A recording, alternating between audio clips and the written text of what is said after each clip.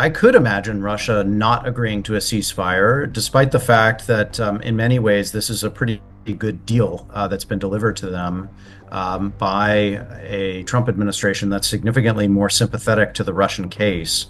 And presumably, this also reflects a series of conversations that President Trump has had or his people have had with the Russian side. So this can't have been a huge surprise by Russia. And yet, I can still imagine Russia pushing forward, not accepting the deal, pushing for more. And the reason for that is because the Trump administration, in terms of its negotiating tactics with Russia, has been willing to give a lot already.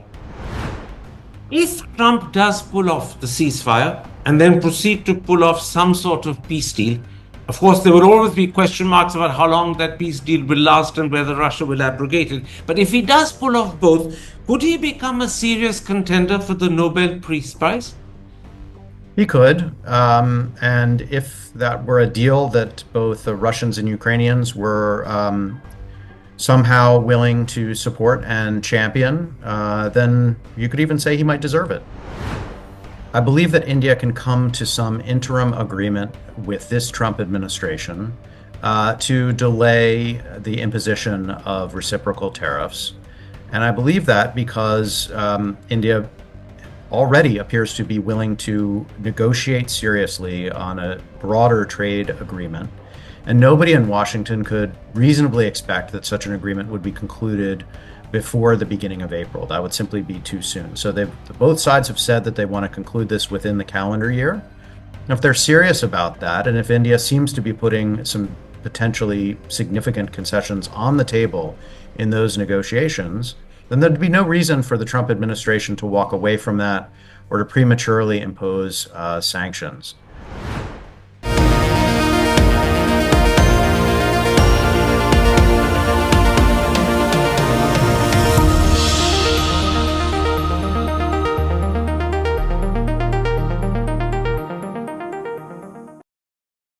Hello and welcome to a special interview for The Wire.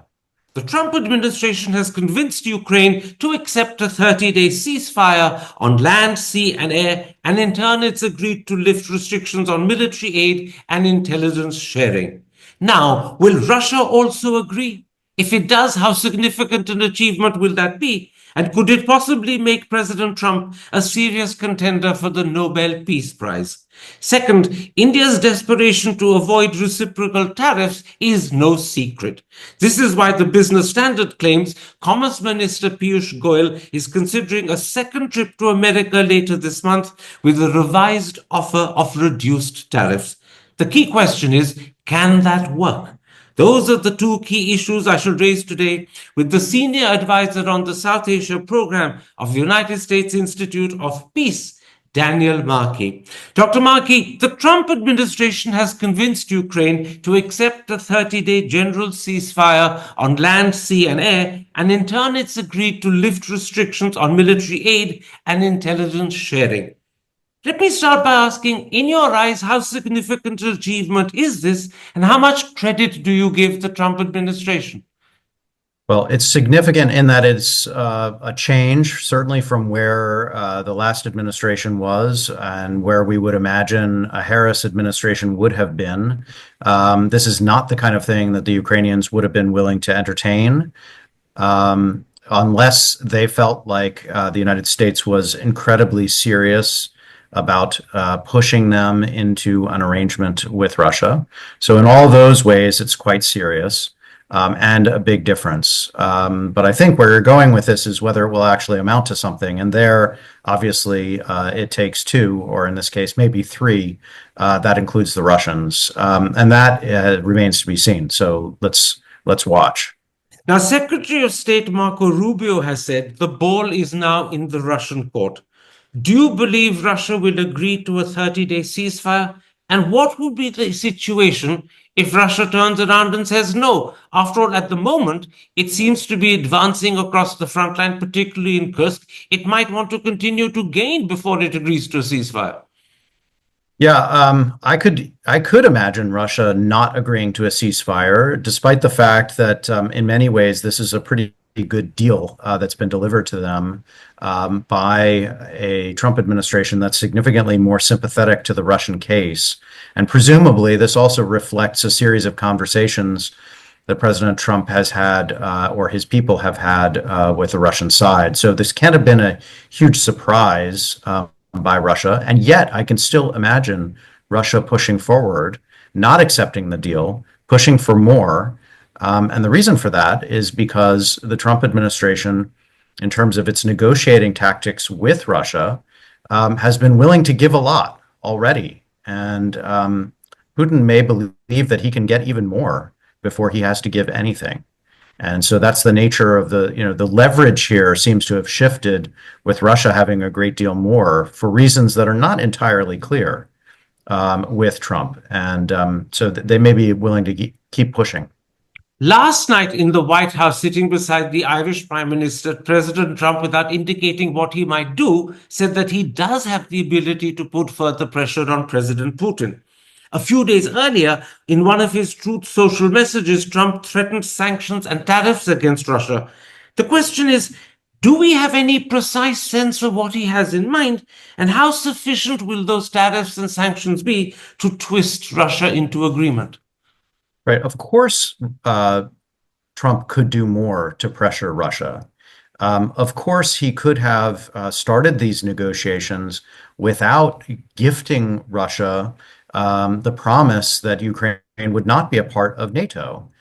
There are things that he could have used as cards to trade with Putin and chose to actually hand them over at the outset. And yet, even still, he could impose even more significant sanctions. He can obviously turn back on arms deliveries to the Ukrainians. And so there are ways that he can put more pressure on. What is very unclear to me, and I think to many sitting in Washington, is the answer to the underlying question, which is aside from some kind of peace, what is Trump willing to accept?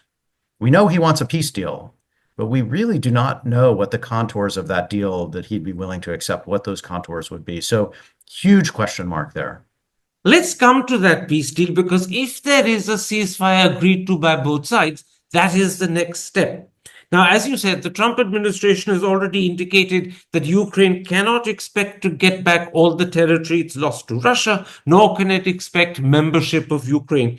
If those are the parameters of the peace deal that's then negotiated, won't it be loaded against Ukraine? Absolutely. The key question for Ukraine is will it be safer after the deal? Will there be security assurances in place that would enable it to have some confidence that Russia wouldn't simply take a break, accept the benefits of a ceasefire, of a peace deal, rekindle Russia's ability to build its war machine and come back again to fight another day? And from the beginning, Ukraine's concern has been not only to recover any lost territory, but also to have a sense of security going forward. And so that's what's missing from this, from the perspective of the Ukrainians and from those in Washington who have been concerned about maintaining our commitment to Ukraine that we've made over the past years, that we would help them to have these security assurances. So none of that would be necessarily in place. Trump might be willing to push for a deal that looks that way. Whether or not Ukraine would actually accept it, we don't know. Ukraine, of course, has been up till now insisting on a security agreement. Trump has been very reluctant to agree to one. The most he's willing to accept is a minerals deal. And the joint statement that Ukraine and America issued at Jeddah says that that minerals deal will happen as soon as possible. Can that minerals deal really provide the sort of security that Ukraine wants and no doubt needs? The BBC has pointed out that in 1990, the presence of the American oil industry in Kuwait did not restrain Saddam Hussein. Will the presence of American miners in Ukraine restrain Putin? I don't think so. Look, I think, first of all, Russia will have and did have in the past multiple ways to press its case inside of Ukraine. And it can do so without necessarily even another full-scale military assault and invasion. All kinds of additional efforts may be put into, more clandestine or kind of political measures to try to influence outcomes in Ukraine going forward. And what would U.S. private sector presence in Ukraine do against any of that? Almost nothing. And then to your point, yes, I can easily imagine that Russia could launch another invasion, even if there are U.S. miners operating there. They would simply, if there was no military commitment on the part of the United States to defend Ukraine, they would simply vacate those operations. It wouldn't be enough to protect Ukraine. And the only reason it's being portrayed as a means to kind of, in a way, a backdoor means to provide security guarantees to Ukraine is because the normal ways of doing security guarantees to Ukraine are off the table, and they've been put off the table by this Trump administration. So that's why we're looking at, Plan B or Plan C, and ultimately, I'm not convinced it'll be sufficient. Two quick questions before I change subjects. In his determination, or maybe I should say in his desperation to secure a ceasefire and then move towards a peace deal, is Trump giving the impression to the world that he's willing to almost sacrifice Ukraine? Ukraine and its interests are secondary. Getting that ceasefire and getting that peace deal are primary. I think the president has said as much, that he is in favor of peace.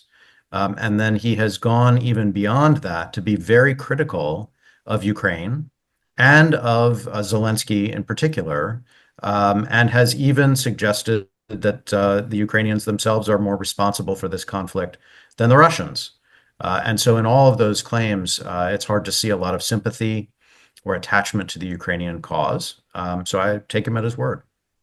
If Trump does pull off the ceasefire and then proceed to pull off some sort of peace deal, of course, there will always be question marks about how long that peace deal will last and whether Russia will abrogate it. But if he does pull off both, could he become a serious contender for the Nobel Peace Prize?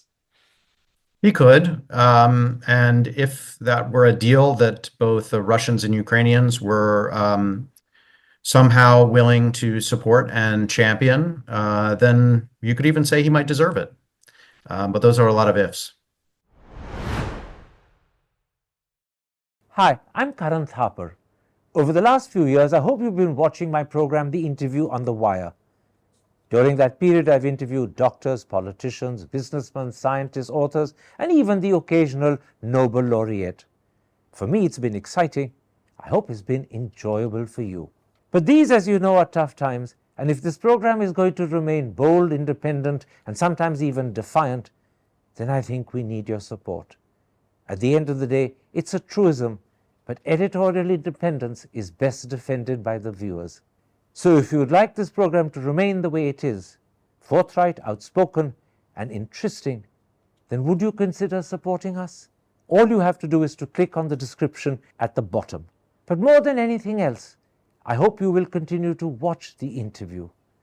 Your viewership means an awful lot to me.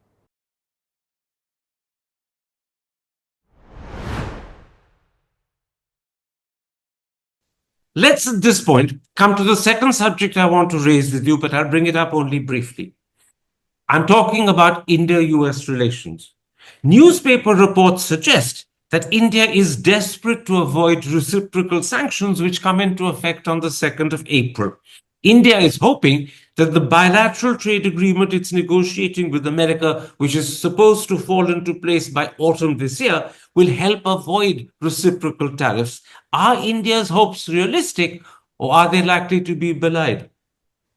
I think they're realistic. And I mean that in the following way, that I believe that India can come to some interim agreement with this Trump administration to delay the imposition of reciprocal tariffs. And I believe that because India already appears to be willing to negotiate seriously on a broader trade agreement. And nobody in Washington could reasonably expect that such an agreement would be concluded before the beginning of April. That would simply be too soon. So both sides have said that they want to conclude this within the calendar year. If they're serious about that, and if India seems to be putting some potentially significant concessions on the table in those negotiations, then there'd be no reason for the Trump administration to walk away from that or to prematurely impose sanctions. So I think India, you're right, is desperately looking for ways to allay that imposition in the near term. Now, is the Trump administration potentially still have they shown themselves willing to make more dramatic steps with Canada or Mexico or China, even though they're in the middle of negotiations with them? Yes. And so India has to recognize that no matter what it does, it hasn't fully insulated themselves from that possibility. But I think what we've seen so far is they're doing everything possible to push that off. Now, the Business Standard reports that three difficult areas for India are likely to be agriculture, automobiles, and telecom. Let me raise agriculture with you. From the Trump administration's point of view, how keen is the government to ensure easy access for US agriculture into Indian markets? That could adversely affect the livelihood of up to 60% of the Indian population that lives in rural India. It could also conceivably adversely affect India's food security. So in these circumstances, how keen would Trump be to ensure a substantial reduction of tariffs on US agriculture? The bottom line is we don't know. Nobody knows. And this is a negotiation, and the US side, if it's serious about negotiating, certainly wouldn't want to put all its cards on the table. And as it has, unfortunately, in the Russia negotiation, give away too much at the outset. So a smart negotiator on the US side would keep the agricultural issue on the table, knowing that it was the sensitive issue for India, or among the most sensitive, and would push that in order to get concessions in other areas, but ultimately would be willing to accept and would know going into the negotiations that there are things that would simply be too hard for this Indian government, and that agriculture is probably among them. Having said that, there is a real desire on the part of this Trump administration to export more agricultural products from the United States. And so to the extent that they could do any of that with India, perhaps in certain sectors, they would definitely try. Let me put the opposite question to you. The BBC today reports that nearly 50% of all medicines sold in the United States are in fact Indian generic drugs. And the saving in the year 2022 was $219 billion. If heavy tariffs are now imposed upon Indian generic medicines, not only would the price of medicine to American patients go up substantially, but availability could come down. Would that deter Trump? The short answer is no.